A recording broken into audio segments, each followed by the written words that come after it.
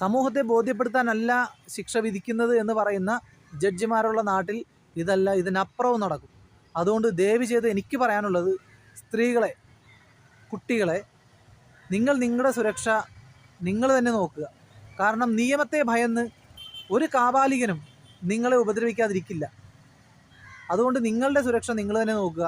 ആ സമയത്ത് നിങ്ങളുടെ മുതിർന്നവരെയും നിങ്ങളുടെ ഉറ്റവരെയും ഉടയവരെയും വിട്ട് നിങ്ങൾ പുറത്തേക്ക് പോകാതിരിക്കുക. നിങ്ങളുടെ ആരോഗ്യവും നിങ്ങളുടെ ജീവനും നിങ്ങളുടെ കൈകളിൽ തന്നെയാണ്. നിയമം ഉണ്ടെങ്കിലും അത് നോക്കൂത്തിയാണ്. ദയവ് ചെയ്ത് നിങ്ങൾ നിയമത്തെ വിശ്വസിച്ചോ അല്ലെങ്കിൽ നമ്മളുടെ നിയമപാലകരെ വിശ്വസിച്ചോ പുറത്തിറങ്ങി ആ സമയത്ത് നടക്കാതിരിക്കുക. നിങ്ങളുടെ കൂടെ ദുരന്തങ്ങളും അപകടങ്ങളും പതിയിരിപ്പുണ്ട്.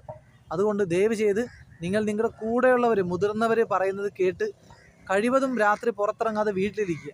കാരണം നമ്മളുടെ സ്ത്രീകൾക്കും കുട്ടികൾക്കും സ്വതന്ത്രമായിട്ട് രാത്രി കാലങ്ങളിൽ പുറത്തിറങ്ങി നടക്കണമെങ്കിൽ ഇനിയും 100 വർഷം നമ്മൾ പിന്നിടേണ്ടതുണ്ട്.